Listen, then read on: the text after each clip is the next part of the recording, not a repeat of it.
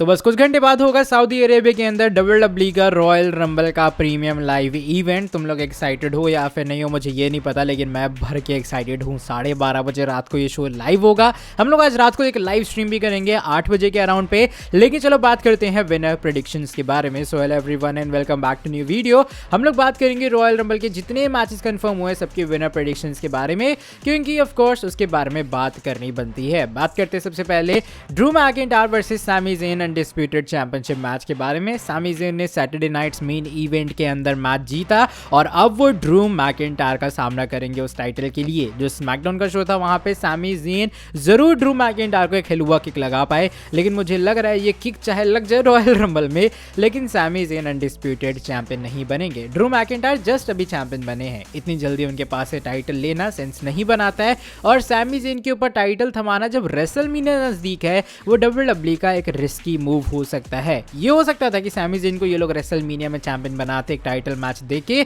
लेकिन road to WrestleMania में Sami को चैंपियन बनाना शायद रेसलमेनिया की हाइप को डेंजर में डालने लायक होगा। इसलिए मुझे लगता नहीं ट्रिपल एच रिस्क लेंगे, इसीलिए ड्रू मैकिंटायर जो है वो शायद इस मैच में अपनी चैंपियनशिप को डेफिनेटली रिटेन करेंगे।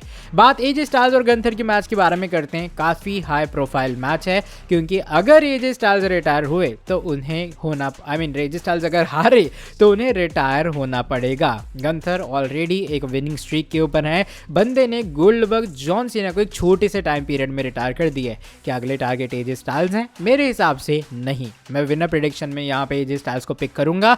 मुझे लगता नहीं कि एजे स्टाइल्स इतनी जल्दी WWE से रिटायर होंगे। स्मैकडाउन में एजे स्टाइल्स ने कहा भी कि द फिनोमिनल फेयरवेल टूर उनका काफी जल्दी चालू होगा। जब वो गंथर को हरा देंगे तो आई थिंक WWE के शायद पहले प्लान्स हों कि एजे स्टाइल्स को ये लोग रॉयल रंबल में रिटायर कर दें, लेकिन अब जो हाइप है एजे स्टाइल्स के अराउंड पे WWE उसको यूज करेगी और शायद गंथर को हरा के, और मैं ये भी बता रहा हूं तुम्हें, हो सकता है मैच डिस्क्वालिफिकेशन में एंड हो जाए, क्योंकि WWE गंथर को भी क्लीन वे में नहीं हरवाना चाहिए ना।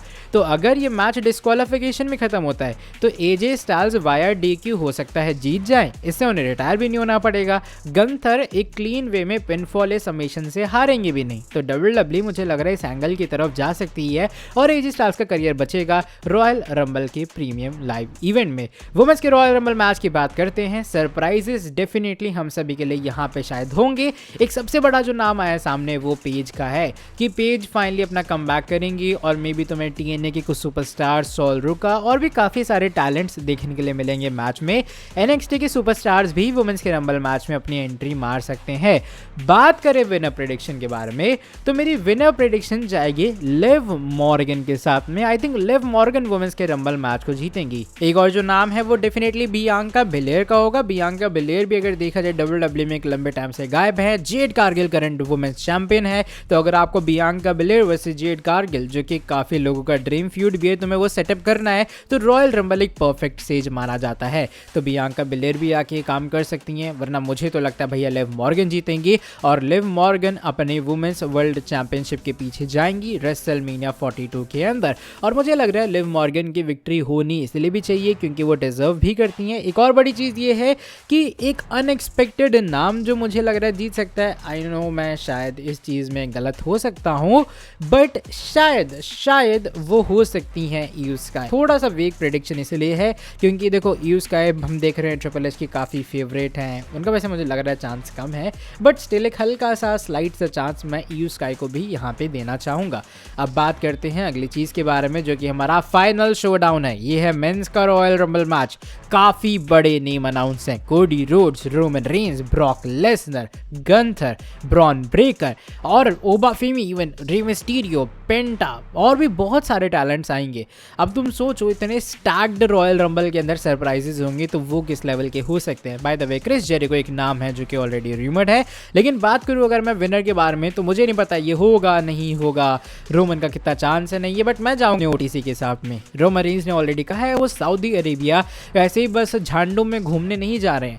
रोमन रेंज जा रहे हैं सऊदी अरेबिया जीतने के लिए। रोमन रेंज जा रहे हैं WWE के अंदर मीडियोक्रॉसी को एंड करने के लिए। रोमन रेंज जा रहे हैं सऊदी अरेबिया में रेसलमेनिया को जीतने के लिए। तो ऑफ कोर्स रेसलमेनिया में अगर उन्हें एक बार फिर से मेन इवेंट करना है तो किसी तरीके से इस मैच को जीतना पड़ेगा। और रोमन रेंस की रॉयल रंबल विक्ट्री मुझे ऐसा लग रहा है कि बहुत हाई चांस है कि हो सकती है। मुझे नहीं पता WWE फिर उससे रोमन रेंस CM पंक का फ्यूड सेटअप करेगी या फिर क्या करेगी, लेकिन आई थिंक यहाँ पे वो फेवरेबल हैं।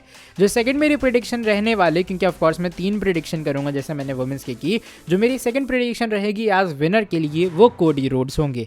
आई थिंक देखो ट्रिपल एच कंट्रोवर्सीज करने में माहिर है, वो बंदा कुछ भी ऐसा कर देगा पुल ताकि तुम हो जाओ, सरप्राइज हो जाओ। तो मुझे ऐसा लग रहा है कि कोडी रोड्स भी एक अच्छा चांस होल्ड करते हैं कि वो इस मैच को जीतेंगे। The only reason is to create a shock, to give a surprise to everyone. सब लोग हैरान डेफिनेटली होंगे अगर कोडी रोड्स इस मैच के अंदर जीतते हैं। मेरी जो थर्ड प्रेडिक्शन, जो फाइनल प्रेडिक्शन है, वो इस बार जाएगी साथ में, जो कि मुझे नहीं पता कि वो जीतेगा या फिर हारेगा, क्या सीन है, लेकिन maybe, just maybe वो इंसान हो सकते हैं सैमी ज़ेन।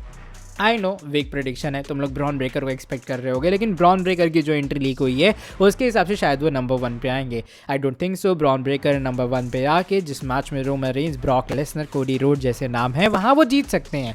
तो ये मेरी तीसरी प्रेडिक्शन सैमी ज़ेन के साथ इसलिए जाएगी क्योंकि ये सऊदी अरेबिया का शो है। मेरे हिसाब से WWE underdog from the underground वाली स्टोरी यूज़ करेगी। ड्रू मैकिंटायर के हाथों हारेंगे उस अनडिस्प्यूटेड मैच के अंदर, एंड फिर सैमी ज़ेन रॉयल रंबल हो सकता है एंट्री ले नंबर 30 पे और इस मैच को आउट नोवेयर जीतते हुए नजर आए। और फिर वो स्टोरी हो जाएगी ना जैसे कोडी रोड्स की फिनिश द स्टोरी थी, तो वैसी सो कॉल्ड स्टोरी एक सीजन की भी WWE क्रिएट कर सकती है रॉयल रंबल के अंदर। तो अभी फिलहाल मेरी ये कुछ प्रेडिक्शंस थी मेंस, वुमेन्स और पूरे रॉयल रंबल के प्रीमियम लाइव इवेंट के लिए।